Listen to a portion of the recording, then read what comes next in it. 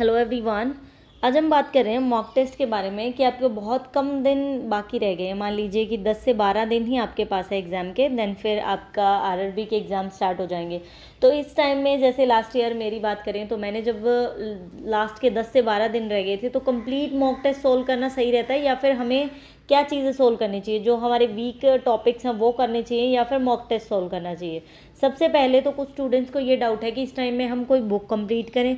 जैसे कुछ का मुझे कमेंट्स आ रहे थे कि एस क्वांट या फिर क्वांटा की बुक कंप्लीट करवा दो, तो ये टाइम सही है बुक करने का या फिर आपको मॉक टेस्ट करना चाहिए? तो मेरी माने तो ये टाइम है सिर्फ मॉक टेस्ट करने का, बाकी चीज़ों का नहीं है। आपको जस्ट मॉक टेस्ट पे ही फोकस करना चाहिए।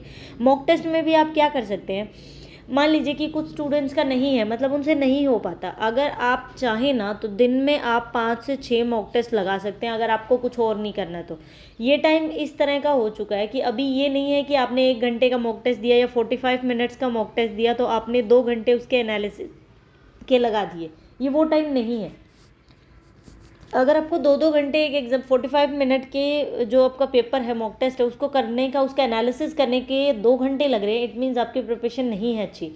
इतना टाइम नहीं लगना चाहिए। ये टाइम तो वो है जिसके अंदर आपने 45 मिनट्स में पेपर किया।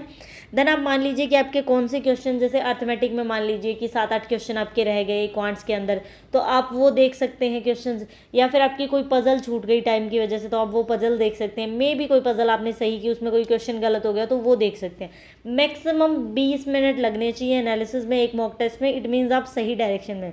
ज़्यादा टाइम लग रहा है तो खुद पे काम करिए, डिमोटिवेट होने की कोई ज़रूरत नहीं है। आराम से तैयारी करिए, ये नहीं तो नेक्स्ट एग्ज़ाम हो जाएगा, आगे भी बहुत एग्ज़ाम आने वाले हैं। लेकिन अभी इस चीज़ को लेट गो मत करिए। आप सोचिए आप कहाँ स्टैंड करते हैं। और एक मोस्ट इंपॉर्टेंट बात, ये टाइम क्या है, हमें पूरा मॉक टेस्ट सोल्व करना चाहिए या क्या करना चाहिए? देखिए कई बार मेरे साथ ये होता था कि डेली का मैंने रूटीन बना रखा था, 2 मॉक टेस्ट तो आपको करने ही करने हैं। जैसे लास्ट के टाइम आ जाते हैं तो आप 5 से 6 मॉक टेस्ट भी कर सकते हैं, लेकिन 1 से 2 मॉक टेस्ट की तो अपनी हैबिट बनाइए कि आप करें। 2 नहीं कर सकते तो 1 की तो एटलीस्ट बनाइए कि सुबह उठते ही या फिर जैसे ही आप अपना रूटीन फॉलो कर लेते हैं उसके बाद आप 45 मिनट बैठें, जो एग्ज़ाम का पैटर्न होता है। अभी तो आपके एडमिट कार्ड भी आ गए होंगे, तो जो आपका फिक्स टाइम है ना, मान लीजिए किसी का 2:30 बजे एग्ज़ाम है या किसी का 10:15 बजे है, तो 2:30 बजे ही डेली मॉक टेस्ट देना है, ताकि उस टाइम ना तो आपको नींद आए ना कुछ और हो। मतलब आपका हर रोज़ का रूटीन बने कि इस टाइम मुझे 45 मिनट लगाने। तो अभी तो एडमिट कार्ड आ गए, उसके अकॉर्डिंग देख लीजिए, बहुत हेल्प करेंगी ये चीज़ें। और मॉक टेस्ट अभी कंप्लीट सोल्व नहीं हो रहे ना, तो एक मॉक टेस्ट तो एटलीस्ट करिए। उसके अलावा क्या करिए, जैसे कौन सी चीज़ें होती हैं जिनमें हमें डिफ़िकल्टी होती है। अब अगर मेमोरी बेस्ड पेपर की बात करें तो आरआरबी पीओ की बात करें हम, आरआरबी पीओ में टेक्स्ट बुक की बता रही हूँ मैं, बाकी आप किसी का भी देख सकते हैं, गाइडली पे भी मिल जाएगा आपको। मान लीजिए कि टेक्स्ट बुक है, टेक्स्ट बुक में अगर आपको मेमोरी बेस्ड देखने हैं ना तो 12 ऐसे एग्जाम दे रखे हैं प्रीवियस ईयर मेमोरी बेस्ड। जैसे 2022 में जैसे 4 शिफ्ट में एग्जाम हुआ था, तो कुछ चारों के चारों शिफ्ट के मेमोरी बेस्ड दे रखे हैं आपको। 2021 का है, 2020 का है, 2019 का है, तो लगभग लास्ट के 4-5 सालों के आपको मेमोरी बेस्ड मिल गए हैं। तो लगभग 12 एग्जाम है। अगर आपसे 12 मॉक टेस्ट वो सोल्व होते हैं तो आप मॉक टेस्ट लगा लीजिए। अगर आपसे मॉक टेस्ट सोल्व नहीं हो रहे तो अब क्या चीज़ें हैं जिसमें आप कर सकते हैं? 2 चीज़ें कर लीजिए। जो आपका क्वांट्स का सेक्शन है, जो क्वांटिटेटिव एप्टीट्यूड की बात करें उसका सेक्शन है, उसमें मेन दिक्कत किस में आती है? मेन अर्थमेटिक में प्रॉब्लम आती है, क्योंकि काफ़ी स्टूडेंट्स अर्थमेटिक में स्टक हो जाते हैं। अभी देखिए मैं आपको बोल सकती हूँ कि सिंप्लीफिकेशन ये चीज़ें इंपॉर्टेंट है, जैसे सिंप्लीफिकेशन हो गया, कैलकुलेशन हो गया। लेकिन अभी जस्ट मैं आपको बोलूँ कि आप सिंप्लीफिकेशन ही बहुत ज़्यादा करते रहो एंड बाकी चीज़ों पे ध्यान मत दो, तो ये वो टाइम नहीं है आपका। सिंप्लीफिकेशन हो जाएगी आपसे, आप प्रैक्टिस कर रहे हैं, आपने अब तक इतने मॉक दिए हैं तो आपकी प्रैक्टिस हो जाएगी, उस पर आप थोड़ा काम करिए। लेकिन ज़्यादा फोकस किन चीज़ों पर करिए?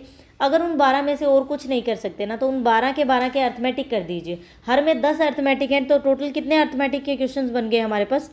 120 अर्थमेटिक के क्वेश्चंस बन गए। हर एग्जाम की अगर हम बात करें तो उसके अंदर लगभग 4 से 5, 4 मान लीजिए आपको पजल मिल जाएंगे। तो 48 12 के अंदर अगर हम बात करें तो 48 किसी में 5 हो गई तो 50 तक लगभग आपको पजल मिल जाएंगे। तो वो 50 पजल्स कर लीजिए मेमोरी बेस्ड अगर आपको करनी है।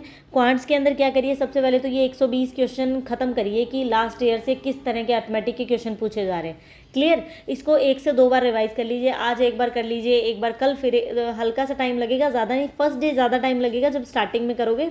इन 120 क्वेश्चंस को ख़त्म कर दो, आपके सारे मेमोरी बेस्ड हो जाएंगे 120, जिसमें से जो मॉक टेस्ट दे रखे हैं। फिर अगर आपका मन कर रहा है आप किसी और प्लेटफॉर्म पे जाके जैसे गाइडली के मेमोरी बेस्ड चेक करना चाहते हो तो देख लीजिए कि क्वेश्चन सिमिलर हैं या फिर उन्होंने कुछ अलग दे रखे हैं, तो आप वो भी सोल्व कर सकते हैं। एक दिन इन पे लगाइए मेमोरी बेस्ड पे। अगर और किसी टॉपिक में मान लीजिए आप नंबर सीरीज़ भी कर लेंगे, नंबर सीरीज़ भी अगर देखना चाहें तो देख लीजिए किस पैटर्न की आ रही है। नंबर सीरीज़ हर साल किस टाइप की आती है, एक तो आपका मल्टीप्लाई का ज़रूरी होगा, मल्टीप्लाई 1+1, मल्टीप्लाई 2+2, इस तरह का ज़रूर होता है। एक आपको ये देखने को मिलेगा मल्टीप्लाई 0.5, मल्टीप्लाई 1, मल्टीप्लाई 1.5, डेफिनेटली 2 आपके हो जाएंगे डिफरेंस से, कोई 24 का, कोई 26 का, कोई 28 का, किसी में सेम डिफरेंस होता है। इसके अलावा कोई नंबर सीरीज़ नहीं आती। या फिर आप में जो डिफरेंस दे रखा होता है ना नंबर सीरीज़ के बीच में, वो स्क्वायर का डिफरेंस हो सकता है, क्यूब का डिफरेंस हो सकता है, या फिर स्क्वायर का डिफरेंस, मान लीजिए कि किसी के भी जैसे 25 का स्क्वायर है -1, स्क्वायर का डिफरेंस -1, स्क्वायर का डिफरेंस +1 भी हो सकता है। तो जो भी आप स्क्वायर याद करते हैं कई बार डिफरेंस होता है, तो उसके आसपास के नंबर देख लीजिए।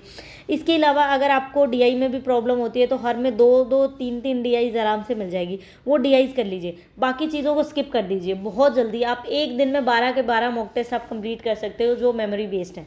तो मेरे अकॉर्डिंग तो ये चीज़ें थी, जब मेरे पास टाइम कम होता था मुझे ये है कि मुझे वो टॉपिक्स करने जो जिनकी मुझे ज़रूरत है। मान लीजिए कि अगर मॉक टेस्ट में मैं किस चीज़ को इंपॉर्टेंट मानती हूँ, अर्थमेटिक, डीआई एंड पजल, ये 3 चीज़ों की आप प्रैक्टिस कर रहे हो, रेगुलर एक एक मॉक दे रहे हैं, तो भी आपका सिलेक्शन हो जाएगा, कोई प्रॉब्लम नहीं है। इस तरह से आप आराम से कर सकते हैं। अगर आप चाहते हैं कि मैं आपको ये 120 क्वेश्चन अर्थमेटिक के अच्छे से, जैसे देखिए इस तरह से लेके आराम से स्क्रीनशॉट मैं आपको अच्छे से करवा सकती हूँ अगर आप चाहते हैं, क्योंकि कई बार मैं कंप्लीट मॉक टेस्ट सोल्व करवा देती हूँ लेकिन आप लोग देखते नहीं हैं। मेरे पास बिल्कुल ऐसे फालतू का टाइम तो बिल्कुल भी नहीं है कि मैं वेस्ट करूं एंड देन फिर आपका रिस्पॉन्स भी अच्छा ना आए। मैं जस्ट आपकी हेल्प करने के लिए कि आपको भी बेनिफिट हो, एंड इसीलिए वीडियोस में थोड़ा टाइम इन्वेस्ट किया जाता है। अगर व्यूज़ नहीं आते तो फिर मन नहीं करता कुछ करने का, और 1 घंटा किसी चीज़ में 45 मिनट देने का बिल्कुल मन नहीं करता।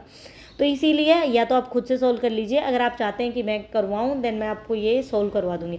आप बोलिए आपका कौन सा वीक है, हम अर्थमेटिक कर सकते हैं, पजल कर सकते हैं, डीआई कर सकते हैं, जो भी आप चाहें। Thank you for watching the video.